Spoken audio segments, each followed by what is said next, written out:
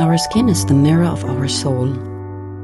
Our skin is our largest sensory organ. Our skin needs a healthy microbiome balance.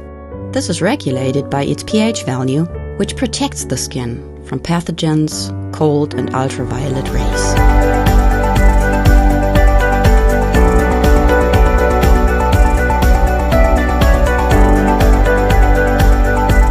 Sebamed protects your skin.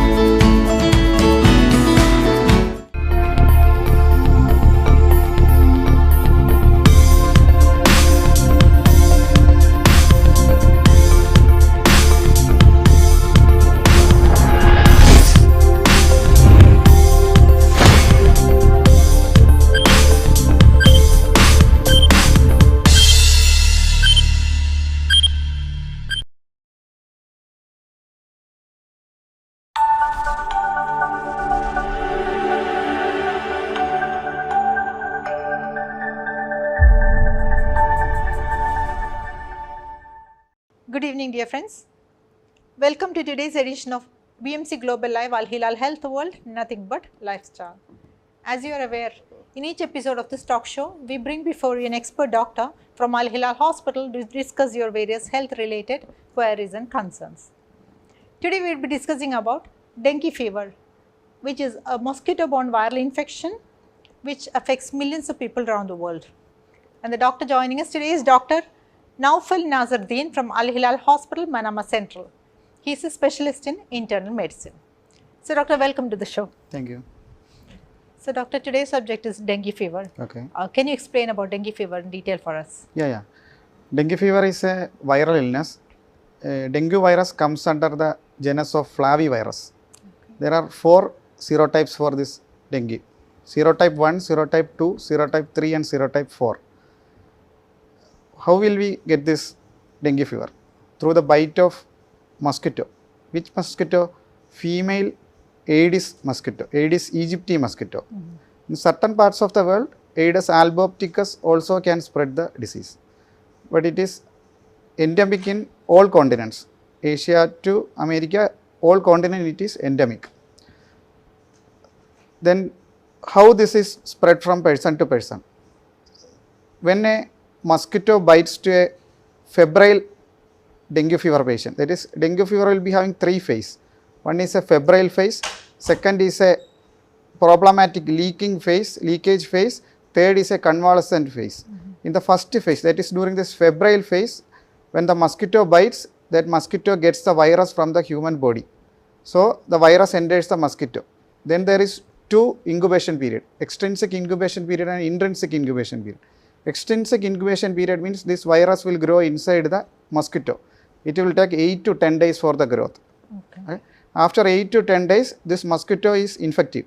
So, when this mosquito bites a person, the virus is shed into that person, into a normal person that is shed. So, then there is an intrinsic incubation period. That is, intrinsic incubation period is inside the human. So, it will be 4 to 7 days. Average we can take as 5 days. That is, if we get a mosquito bite, there is a chance of getting fever in average 5 days. Between 4 to 7 days, in average of 5 days, there is a chance of getting fever. So, this is the spread of this dengue fever. Okay, doctor, we would like to know about the clinical manifestations of dengue fever. Yeah. I will say first regarding the pathophysiology, then we will come to the clinical manifestation. This dengue virus, it is having structural protein 3 and non-structural protein 7.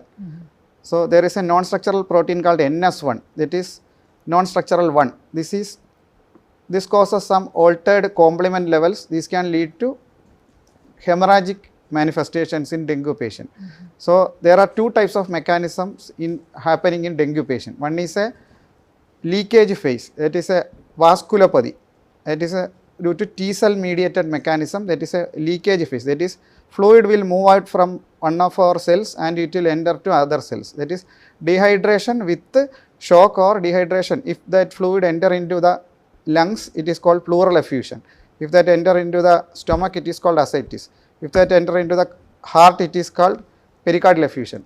Like that problem can occur. And if the fluid leakage occurs from the body, can go to dehydration, compensated shock or uncompensated shock can occur to people.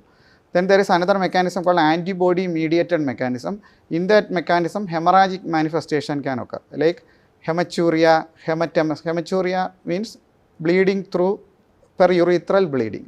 Hematemesis means vomiting blood. Then melena, that is blood through stools. Then internal bleeding also can occur. These are the severe problems of dengue. So what are the clinical manifestations? It's a wide variety. So asymptomatic to severe shock. Asymptomatic means no symptoms. Some patients simply come during this dengue season to the hospital. When we do a blood test, he will be dengue positive. No symptoms or little fatigue. Most of the people present with high grade fever, retroorbital pain, headache, myalgia, fatigue, tiredness. Then that is a classical dengue fever. These are classical dengue fever. If this dengue fever, then there is dengue hemorrhagic fever and dengue shock syndrome. If the patient is having features of dengue hemorrhagic fever, that means already I have explained, hematuria, hematemesis, melena, these type of bleeding manifestations can occur for the people. In that person, what happens is there will be skin rashes also. All over the body there will be skin rashes for dengue hemorrhagic fever. In dengue shock syndrome, what happens?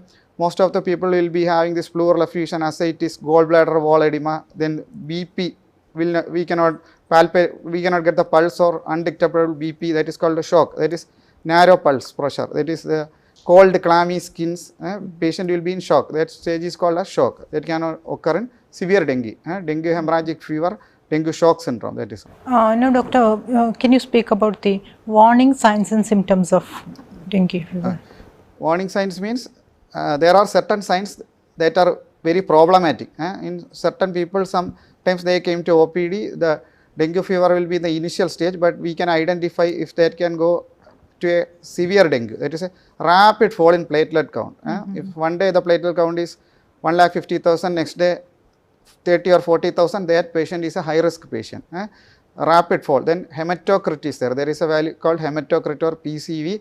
If there is a rapid fall in hematocrit, that is also a problem. Then when we are taking ultrasound, we will get this ascites, there is fluid inside the abdomen. Then gallbladder wall edema. Doing ultrasound, there is an organ called gallbladder beneath the liver. If the wall is edematous, that is a high risk. There is a chance of high risk. Then while doing an echo, we will get this fluid in the heart.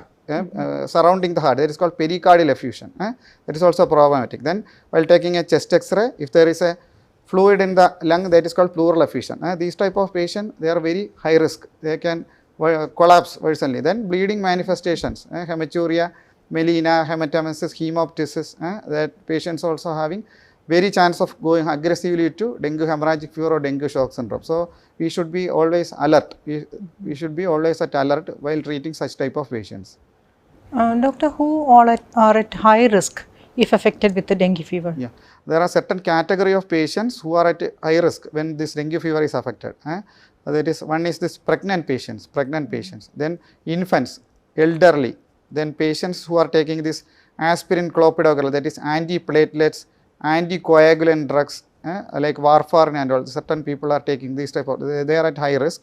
Then also G6PD, certain hemolytic anemias are there, G6PD, glucose 6-phosphate deficiency, like that patients are at a high risk. Also, it is given in guidelines that diabetes, hypertension, previous history of stroke, such type of patients are also at increased risk of developing to dengue, severe manifestations of dengue fever. You mentioned in your talk about dengue hemorrhagic fever and dengue shock syndrome. Can you make it more clear for us? What is this dengue? Yes. Yeah. The thing is that classical dengue is a mild dengue. We can treat it with limited resources. We can treat. In OPD also we can treat. Even we can treat. But dengue hemorrhagic fever or dengue shock syndrome means the grade is going up. Grade 3, grade 4, like that, it is going upwards. So the problem is in dengue hemorrhagic fever, as already mentioned, the patient platelet count will get reduced. Platelet dysfunction can occur, platelet destruction can occur. So thrombocytopenia, platelet count will come down. There are FDP, the increased FDP level inside our human body. This can also, and APTT, there is a test called APTT, that level can rise. That is a degradation of the coagulation system. Coagulopathy can occur with the increased bleeding manifestation. That is dengue hemorrhagic fever. That is dengue fever with thrombocytopenia with hemorrhagic manifestations. There is a test to find out if the patient is in dengue hemorrhage. That is not a conformational test, but while most of the patients, while doing the tourniquet test, that is, we have to first take the BP of the patient. Systolic blood pressure is there, diastolic blood pressure is there. The midpoint of that pressure we have to hold for 10 minutes, then we in a square of area we can check the petechia. Petechia means rash. If we should count it, if it is more than 20, more chance of dengue hemorrhagic fever. More than 10, likely dengue fever. In dengue shock syndrome, these hemorrhagic spots will not occur. Okay. That is the thing. Then dengue shock syndrome means the vasculopathy, that is leakage of fluid. Already mentioned, leakage of fluid that can cause BP fall. Pulse will not be feeble or not palpable. Patient can go to shock. That is narrow pulse with a narrow pulse pressure with a cold clammy skin. So they need more support. They need ICU admission and all. Then only they will recover. That is a severe dengue. Doctor, we know that different types of fevers are there. How can we diagnose dengue from other? Yeah, there are certain differential diagnosis for dengue also. That is closely, we are in doubt what type of fever is this. One is influenza fever, viral fever. We usually call it, when we come to the OPD, doctor will say this is a viral fever. That is a influenza fever, influenza-like illness. It is a close differential diagnosis. Then malaria, we should exclude malaria, we should exclude typhoid, we should exclude chikungunya, we should exclude this hemorrhagic fever, Ebola hemorrhagic fever, Crimean Congo. These are found in African continents. We should exclude all these. Then only we can get to a correct diagnosis. Then how can we diagnose the patient? While the patient coming, first is the preliminary test, that is CBC, complete blood count. While doing the complete blood count, we have to look at two parameters basically, platelet and hematocrit. Platelet means its normal range is 1.5 to 4 lakh. If it is decreased less than 1.5, less than 1 lakh, thrombocytopenia, we call it as thrombocytopenia. Then hematocrit, that is PCV, that is mostly in the range of 45%. These can go altered. This can go high. If this is going high, it is a hemo concentration is occurring inside. That patient need more fluids. So these two we have to make sure. Then if there is any bleeding manifestation, we should look for hemoglobin level. That will come down. Anemia will occur. But there is a less chance in acute dengue, less chance. But in dengue hemorrhagic fever, lot of blood loss only, hemoglobin will come down. Then we have to do renal function test. In what we should do, creatinine we should look. What happens? A patient with a severe dengue fever, he can have acute kidney injury, acute tubular necrosis, hematuria can occur. So in the type of patients, acute kidney injury can cause rise of creatinine. But dengue more commonly affects liver than kidney, like that. Because LFT, liver function test, we should check SGPT, SGOT, total bilirubin. There is a more chance of dengue hepatitis with the gallbladder wall edema. In that patient, SGPT, SGOT can rise very high. With ultrasound taking gallbladder edema. Also, this ultrasound can pick the fluid collection inside different parts. Chest X-ray is also indicated. Then we can do this ECG. ECG in a patient, dengue can affect heart also. Certain patients. We cannot predict which patient this will get affected. Anyone can get affected. If the heart is affected, cardiac arrhythmia. Arrhythmia means heart rate will be varied. S1, S2, that is heart is beating in a peculiar pattern. Arrhythmia. Rhythm can change. Irregular beat can occur. That is one conduction abnormality. We can get in ECG. In some type of patient, they will go for myocarditis. And myocarditis, that is means tachycardia, heart will go for a sudden cardiac arrest. There is a chance. So dengue can affect and cause myocarditis and cardiac arrhythmia in heart. Then we can do urine test. In urine test, if there is hematuria or not, we have to rule out. If there is this is a dengue fever or dengue hemorrhagic fever, we can rule out. Stool test we can do, stool for occult blood. If the occult blood is positive, the patient is previously not having any gastric ulcer or anything, there is a we can ask the history also if there is melena. The melena means black color stool. Then there is a high chance of this dengue hemorrhagic fever, stool occult blood will also be positive. So these are the tests, ultrasound, X-ray, everything we have to do. So the dengue can affect all the internal organs? All the internal organs, including brain also. It can affect from brain to brain. In brain, what can happen? Encephalitis, encephalomyelitis. That is loss of consciousness can occur, encephalitis. There is a term called expanded dengue syndrome. In that, every organ can get affected. Lung, liver, heart, kidney, brain, everything can get affected. Even eyes can get affected. It can cause hemorrhage or macular edema also. Okay. So how can we manage dengue fever? Dengue fever actually, it is divided into three: mild, moderate and severe. In mild cases of dengue, that is, if only the platelet count is less, suppose if only the platelet, WHO have given guidelines, if the platelet count is less than 20,000 only, you need to give this platelet transfusion. If no bleeding manifestation, it is simple dengue fever with platelet count above 20,000, we need not give any platelet transfusion. We should just observe the patient, give IV fluids like that. If we can manage OP basis also, if the platelet count is not much decreased or the patient is stable, tell him to take lot of water, fluids. One medicine is water. Then paracetamol drugs. Don't take this NSAIDs, means painkiller like NSAIDs. What the problem with this NSAIDs is, these can destruct the platelet. Again thrombocytopenia, platelet will again go down. So this is a problem, don't take this one. Then if it is a moderate dengue, the patient should get admitted, observation. Then we should give, if there is dehydration or hematocrit is going high, we should give IV fluids. Then we should monitor regularly, serial monitoring of platelet count. If the platelet is going down and if it is below 20,000, we need platelet transfusion. Three types of platelet transfusion is there. Mainly RDP and SDP and Buffy coat platelet. RDP means random donor platelet. SDP means single donor platelet. Random donor means we will collect, usually all the hospitals will be having random donor platelet. Single donor platelet, we need special machine. Then only we will get this single donor platelet.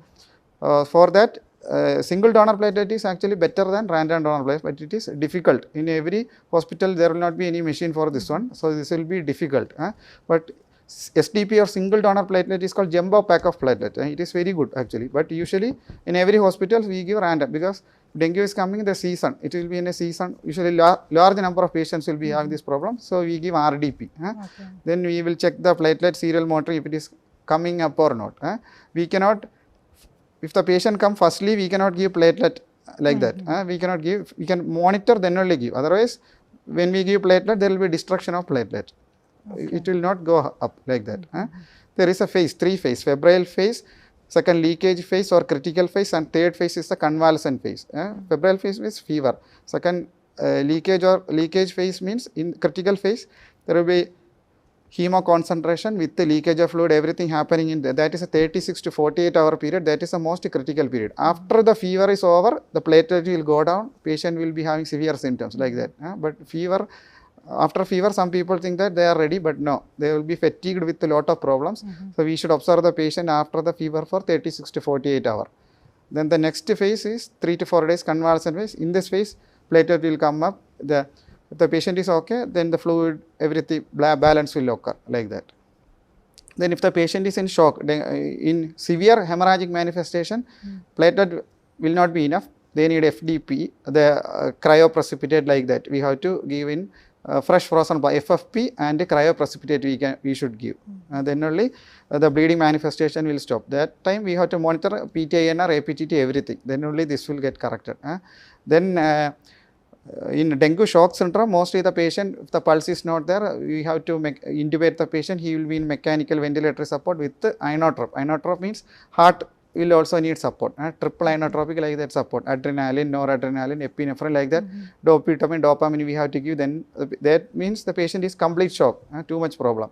We should manage like that. At that time, patient will be critical. Like that case, in that case, death usually, dengue fever death we usually see in that type of patient. Sudden death also can occur in dengue myocarditis like that. Is there any role for steroids in the treatment? What is your suggestion? Steroids role is always controversial. Usual guidelines suggest not to use steroids, because if a patient suppose is having any gastric ulcer or something with the bleeding manifestation, when we give steroids, there is a chance of worsening of this bleeding and all. So, it is a controversial. So, it is not indicated for use in dengue fever. And is there any vaccine for dengue? Actually, for there are certain trials have been done, and US FDA have approved dengue vaccine and all. One or two vaccines are available, but the thing is that this is not 100% safe and it's not used practically actually, because dengue vaccine itself, the US FDA have told that if the patient had severe previous infection of dengue, then only the patient can use this vaccine. If no previous infection of dengue, never use this vaccine. Why? Because that can lead to severe complications. So, actually practically dengue vaccine is still on the budding stage. Okay, doctor. Now, doctor, what is your advice for our viewers? For our viewers is that how this dengue spread, that is through the Aedes aegypti mosquito that lays eggs on the fresh stagnant water. There is a swimming pool or something in the desert area also, if there is a swimming pool or some flood or something happen, we should always if the rain or something there, we should always clean the water, otherwise there is a chance of this Aedes aegypti to lay eggs, and actually the vector, if it is there, there is a chance of getting dengue fever like that. Doctor, before we wind up, what do you have to say about Al Hilal Healthcare Service? Honored to be part of Al Hilal Healthcare team. They are the largest private healthcare group in Bahrain with 10 branches and expanding.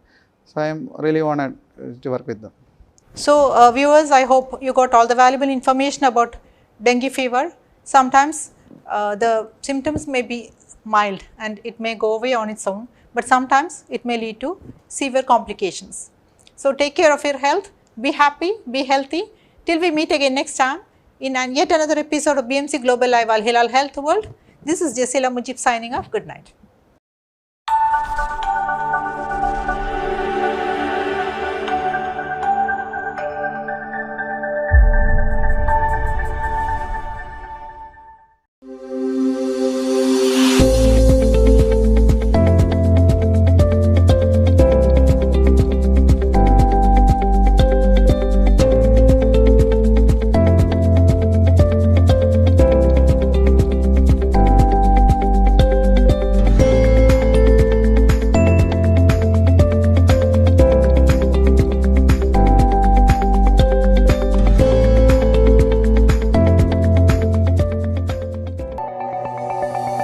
Our skin is the mirror of our soul. Our skin is our largest sensory organ. Our skin needs a healthy microbiome balance.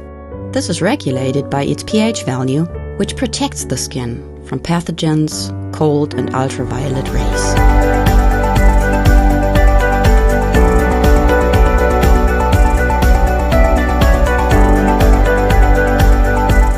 Sebamed protects your skin.